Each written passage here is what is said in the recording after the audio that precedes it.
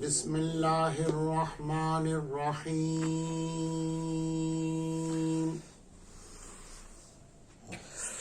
الحمد للہ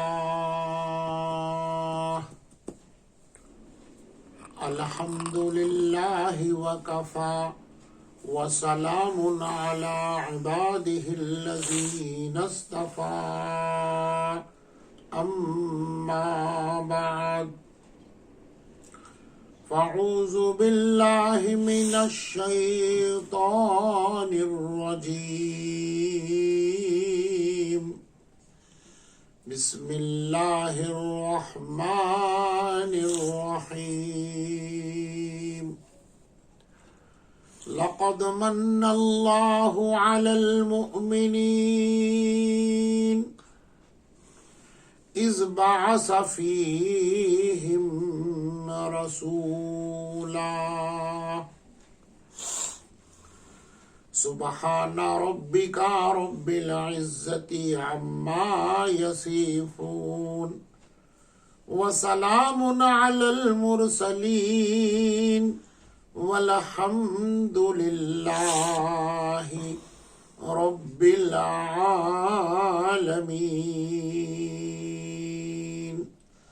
اللہم صل علی سیدنا محمد وعلی آل محمد وبارک وسلم اللہم صل علی سیدنا محمد وعلی آل محمد وبارک وسلم اللہم صل علی سیدنا محمد وعلی آل محمد وبارک وسلم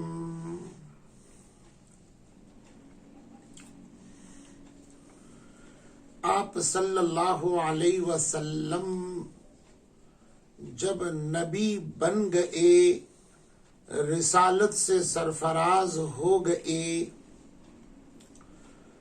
تو شروع میں 3 برس تک آپ کو اس فریضے کو انجام دینے کے لیے حکم تھا کہ اس کو اخفا میں، پردے میں، چھپ کر آہستہ یہ دعوت کا فریضہ انجام دیں۔ یہاں سے دینی شعبوں کے لیے ایک پہلو نکلتا ہے۔ جب بھی کوئی کام دین کا شروع کرنا ہو تو حکمت کے ساتھ آہستہ کی پوزیشن میں موقع اور محل کا لحاظ کر کے، جیسے پردے میں کوئی چیز کی جاتی ہے، کھلم کھلا بڑے پیمانے پر کی جاتی ہے، تھوڑے انداز میں اس کام کو شروع کر دیا جائے۔ یہی سنت اللہ اور سنت رسول اللہ صلی اللہ علیہ وسلم ہے۔ اس پہلو میں بہت سی باتیں دینی شعبوں میں، دینی محنتوں میں کام کرنے والوں کے لیے چھپی ہوئی ہیں۔ کام کرتے ہوئے اپنوں میں، پرایوں میں، پڑاسی پڑوسیوں میں کام کے پینترے اور کام کے گر اور کام میں آنے والے رکاوٹوں کا پتہ چلتا ہے، انسانوں کے حالات کا پتہ چلتا ہے، ان کے ضمیر کا پتہ چلتا ہے۔ اس لیے شروعات کبھی بھی کسی بھی کام کی جوشیلی نہ ہو، بڑے پیمانے پر نہ ہو، بلکہ جیسا قطرے قطرے سے تالاب اور سمندر بنتا ہے، کنکر سے دیوار تیار ہوتی ہے، یہی چیز اس پہلو میں، اس شعبے میں، اس پہلو کو یاد رکھنا ضروری ہے۔ آپ اندازہ لگائیے 3 برس تک آپ محنت کر رہے ہیں، حکمت کے ساتھ، بڑے ہی عقل مندی کے ساتھ. اور مسلمان کتنے ہو گئے ہیں؟ صرف 30 مسلمان ہو گئے ہیں. 3 برس میں 30 مسلمان. کیا ہی حکیمانہ انداز آپ نے اختیار کیا ہوگا. یہ سارے کے سارے حضرت ارقم رضی اللہ تعالی عنہ کے مکان میں جمع ہو کر ایک دوسرے کا تعارف، ایک دوسرے کی ایمانی کیفیت اور خبر گیری کرتے تھے، اور اس کے بعد کیسے اور کہاں جایا جائے، کس سے ملا جائے، یہی ان کے چرچے ہوتے تھے. ایک مدت تک، کئی عرصے تک وہ حصہ دار ارقم کے نام سے مشہور تھا. دار ارقم عربی کے اندر دار دروازے کو کہتے ہیں، مکان میں داخلی حصے کو کہتے ہیں، اور ارقم ان کا نام ہے. اور یہ باقاعدہ ان حروفوں کے اندر تحریر کر کے باقاعدہ دہلیز کے اوپر جو داخلی دروازہ تھا، دروازے کے اوپر یہ لکھا ہوا بھی تھا. حکومت نے اس کو دار ارقم سے زندہ رکھا تھا. لیکن آج کم و بیش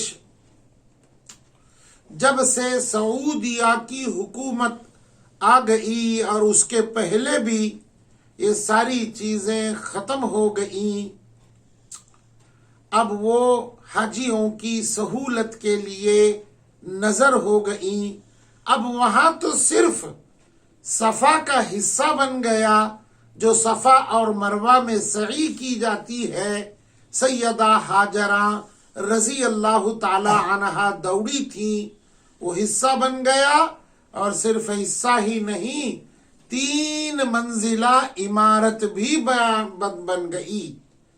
ایک اصلی حالت میں نیچے کا، ایک اس کے اوپر کا، اور ایک اس کے اوپر کا. تو آج بھی اس حصے پر کئی زائر جن کے علم میں یہ بات ہے، وہاں جا کر ٹھہرتے ہیں، اس چیز کو یاد کرتے ہیں. قیام ادارہ، قیام مدرسہ کہیے، یہ 3 برس کے عرصے کا، جہاں آپ صلی اللہ علیہ وسلم اپنے معلم ہونے کے فرائض انجام دیا کرتے تھے. 3 برس کا زمانہ ختم ہونے کے بعد قرآن کریم کی ایک آیت اتری آپ صلی اللہ علیہ وسلم پر. فَاصْدَعْ بِمَا تُؤْمَرْ وَأَعْرِضْ عَنِ الْمُشْرِكِينَ. اے نبی صلی اللہ تعالی علیہ وسلم، اب اس دین کے اس شعبے کو اور قرآن کے اس پیغام کو کھلم کھلا 2 ٹوک بیان کر دیجئے. مشرکوں کی پرواہ آپ مت کیجئے، ان کا خوف اور ڈر ان کا اپنی جگہ پر. آپ کے ساتھ خدائی طاقت موجود ہے، قرآن موجود ہے. آپ بے فکر ہو جائیں ان مشرکان مکہ کے خوف سے، ان کے دبدبے سے، ان کے ڈر سے. اور 2 ٹوک انداز کے اندر آپ اس فریضے کو انجام دیجئے.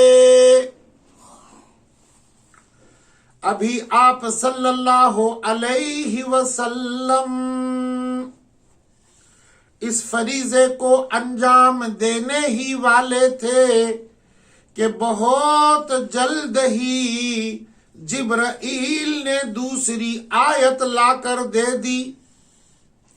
اس آیت میں دعوت اللہ کا دین کے شعبے کا ایک بنیادی اصول بیان کر دیا.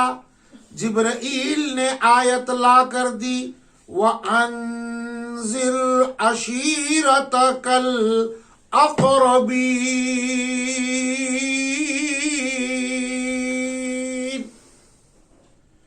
اے پیغمبر صلی اللہ تعالی علیہ وسلم، آپ اپنے ماتحتوں کو، آپ اپنے رشتہ داروں کو، آپ اپنے قبیلے والوں کو پہلے دین کی دعوت دیجئے، ان کو پیغام قرآن پہنچا دیجئے، ان کو اللہ کے خوف سے ڈرائیے. یہ پیغام آ گیا اللہ کی طرف سے آپ کو صلی اللہ علیہ وسلم. کیا قدم آپ نے اٹھایا؟ آپ صلی اللہ علیہ وسلم نے اپنے کنبے اور قبیلے کے اندر جو سرداران تھے، وہ چچا تھے یا چچیرے ممیرے تھے، ان ساروں کو اپنے مکان میں بلایا اور ان کی دعوت کی، کھانے کے لیے بلایا. اس میں ابو جہل بھی ہیں، ابو لہب بھی ہیں، عتبہ بھی ہیں، عتیبہ بھی ہیں، مقوم بھی ہیں، زرار بھی ہیں، حارث بھی ہیں، سارے رشتہ دار 40 موجود ہیں. آپ صلی اللہ علیہ وسلم نے کھانا کھلانے کے بعد پھر ان کو پیغام قرآن جب پیش کیا ہے، پیغام قرآن سننا ہی تھا، ابو لہب آگ بگولا ہو گیا اور اس نے برا بھلا کہنا چالو کر دیا اور ساری مجلس کو تباہ کر دیا. آپ مایوس نہیں ہوئے. کچھ دن اور کچھ دیر چھوڑ کر آپ صلی اللہ علیہ وسلم نے دوبارہ ان کو بلایا، دوبارہ ان کو شریک کیا کھانے پر، اور کھانا کھانے کے بعد کہنے لگے کہ میں اللہ کا نبی بن گیا ہوں، تاج نبوت اللہ نے میرے سر پر پہنایا ہوا ہے، میرے پاس قرآن آیا ہے، جبرائیل نے سچی آیتیں لا کر دی ہیں، یہ میرے اور آپ تماموں کے لیے موت کے پہلے بھی اور اس کے بعد کی زندگی میں کامیاب دلانے والا ہے. اس لیے تم مجھ پر ایمان لاؤ اس اللہ کے ساتھ. پھر اس دوسری مرتبہ ابو جہل نے اور بھی زیادہ بدتمیزی کر دی، سارے قریشیوں کو وہاں سے اٹھایا اور چلو یہاں سے. یہ تو ہم سنتے ہی چلے آ رہے ہیں.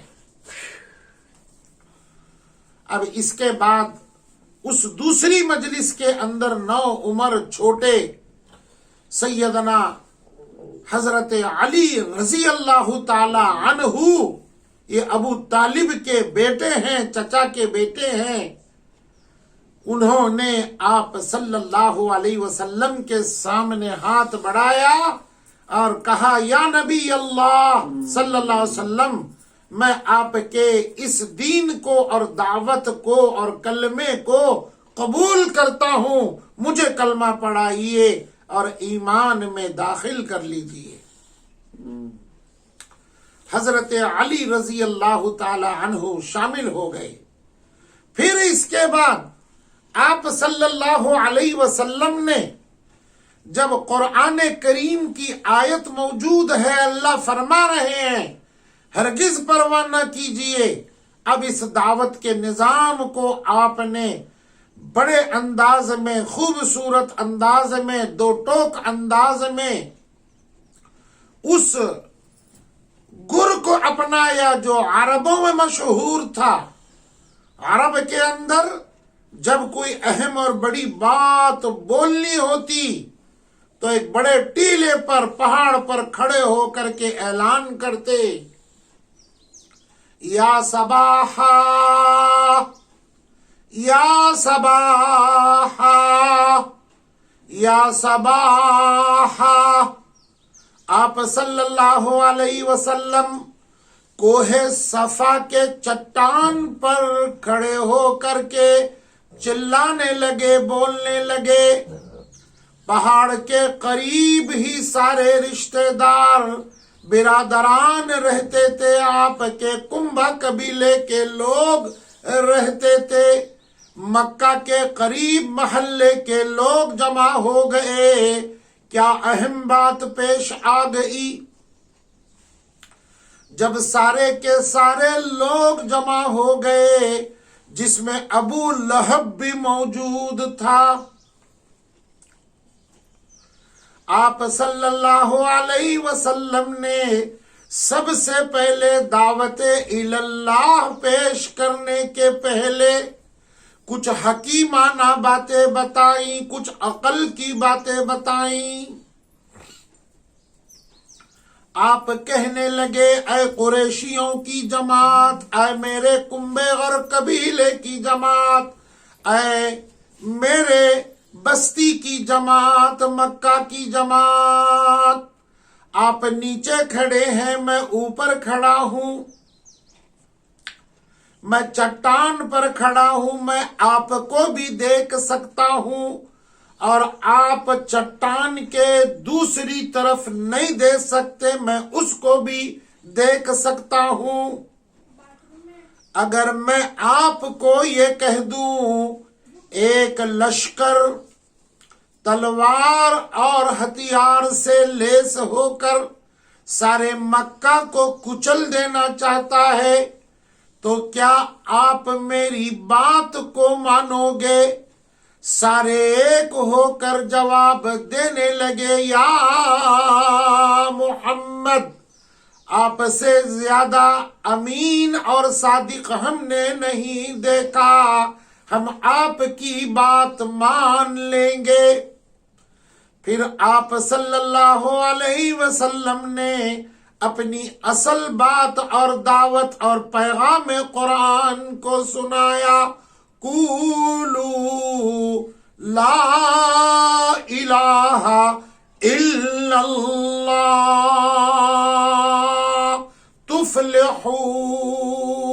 تفلحون، کہ اب میں آپ سے کہتا ہوں یہ لشکر آپ کو فنا کر کے عذاب میں مبتلا کر دے دنیاوی، میں آخرت کے عذاب سے آپ کو بچانا چاہتا ہوں، جو بے ایمانی کی بنیاد پر، ایمان نہ لانے کی بنیاد پر ملے گا۔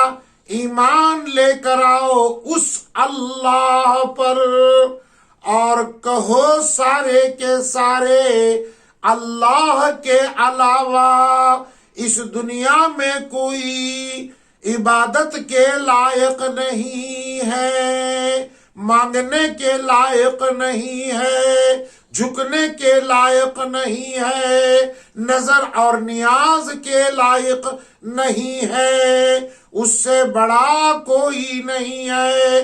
اگر تم یہ گواہی دے دو لا الہ الا اللہ، تو میں ضمانت لیتا ہوں، میں ضامن بنتا ہوں، تفلحون، تم سارے کے سارے فلاح کو پہنچو گے، کامیاب ہو جاؤ گے۔ ایک کھلبلی مچ گئی قریشیوں میں، چچاؤں میں، قبیلے میں، کنبے میں۔ کچھ کے کان تو سوچنے پر اور عقل باقاعدہ بیچار کرنے پر مجبور ہو گئے، لیکن جن کے ضمیر میں مہر لگ چکی تھی، کفر کی مہر لگ چکی تھی، شرک نسوں میں رچ گیا تھا، سب سے پہلے ابو لہب نے ہی پتھر ہاتھ میں لے لیا، تیرا ناس ہو جائے اے محمد۔ محمد بھتیجے، کیا یہی دعوت دینے کے لیے تو نے ہم کو بلایا؟ کیا یہی باتوں کے لیے تو نے ہم کو جمع کیا؟ ہمیں برباد کر دیا، تیرا ناس ہو جائے، تو تباہ ہو جائے۔ رب ذوالجلال کو عرش پر جوش آ گیا۔ کچھ ہی دنوں کے بعد پروردگار نے ابو لہب کے متعلق قرآن اتارا، تبت یدا ابی لہب وتب، ناس ہو جائے، برباد ہو جائے تو اور تیرا سارا۔ اللہ اکبر کبیرہ۔ میں یہاں ٹھہرتا ہوں اور سمیٹتا ہوں اس بات کو کہ دینی محنت کرنے والے وہ دعوت و تبلیغ کی حیثیت سے ہوں یا مدارس دینیہ کی حیثیت سے ہوں یا مکاتب اور اداروں کی حیثیت سے ہوں یا اور کسی تنظیم کے ذریعے قوم کی فلاح کو پہنچنے والے ہوں یا کوئی مظلوموں کی مدد کے لیے کوئی اپنی تنظیم اور جماعت بنانے والے ہوں صرف اللہ کے لیے، یا کوئی اپنے مسند پر بیٹھ کر حدیث مبارکہ کا درس دے رہے ہوں دینی دعوت کے اعتبار سے، یا تو کوئی مؤذن وہ اللہ کے گھر کے باہر عبادت کو نہیں آ رہے ہیں، حی علی الصلاح کی رٹ لگا رہا ہو، یہ بھی ایک دینی دعوت ہے، ایسے ہوں، یا کوئی واعظ و تقریر اور اپنے مجلس کے ذریعے امت کو ان جہنم کے کھڈوں سے نکال کر جہنم میں پہنچانے کا عزم کر رکھے ہوں، ان تماموں کے لیے اس میں بہت بڑے فائدے اور اصول ہم کو بیان کر دیے گئے کہ پہلے حکیمانہ پیار بھرا درد بھرا انداز اختیار کرو، حال کو پہلے بتاؤ، مثال کو پہلے دے دو، ایسا ہو جائے تو ایسا ہو جائے گا، ایسا ہو جائے تو یہ ہو کر رہے گا، پھر کیا کرو؟ یہ ابھی قرآن کو سمجھنے والے نہیں ہیں، آپ صلی اللہ علیہ وسلم پر قرآن اترا، اللہ نے قرآن سمجھایا، یہ نہیں سمجھنے والے ہیں، اس لیے کبھی قوم کے سامنے بڑی باتیں بڑی چیزیں مت لاؤ، چھوٹی باتوں سے ان کے عقلوں کے مطابق ان کو بات سمجھایا کرو، اور اس راستے میں برائی گالیاں پتھر کھانے پڑے تو سینہ تان کر گھبرائے بغیر بس اپنے فریضے کو انجام دو، ڈٹے رہو مضبوطی کے ساتھ، اللہ تمہارا ساتھ دے گا۔ یہی آیت ہم کو سمجھا رہی ہے کہ اے نبی صلی اللہ علیہ وسلم فاصدع بما تؤمر۔ اس آیت کریمہ کے اندر ہم کو سمجھایا کہ مشرکوں کے، نہ ماننے والوں کے، جاہلوں کے، اناڑیوں کے میجورٹی اور دبدبے کو مت دیکھو۔ البتہ میں اپنی بات ختم کرنے کے پہلے ایک بات ضرور کہوں گا، ہر دینی شعبوں کو جو حق کے راستے سے اللہ کے لیے اخلاص کے ساتھ محنت کر رہے ہیں، پہلے جان لینا اصولوں کو، پیتروں کو، داؤ کو، حالات کو، حکیمانہ انداز کو، پیار کو، محبت کو، قانون کو، یہ بہت ضروری ہے، ورنہ دینی شعبوں میں کام کرتے ہوئے اور دین کی محنت کرتے ہوئے ہم نے بغیر جانے اگر یہ کام کر دیا تو فساد جو اس کے نتیجے میں نکلے گا، گمراہی جو پھیلے گی، اول دوزخ میں ہم جائیں گے، پھر یہ سارے لوگ جائیں گے۔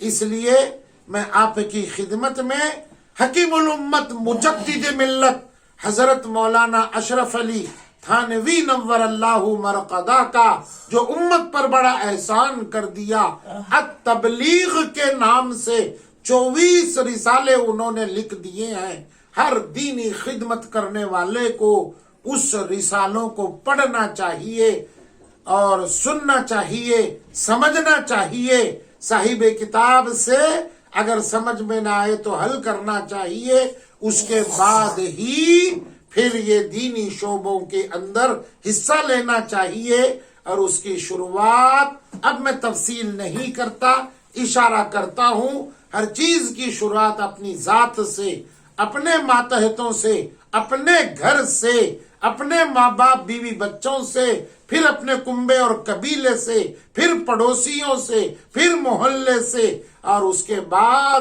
پھر سب جگہ سے۔ آج گنگا الٹی بہ رہی ہے، یہی ساری جہاں سے باخبر، اپنی جہاں سے بے خبر۔ اللہ ہم تماموں کو اس کی سمجھ نصیب فرمائے اور دینی محنتیں، دینی کام، دینی شعبے اخلاص سمجھداری کے ساتھ ہم تماموں کو کرنے کی توفیق عطا فرمائے۔ وآخر الدعوانا ان الحمد للہ رب العالمین۔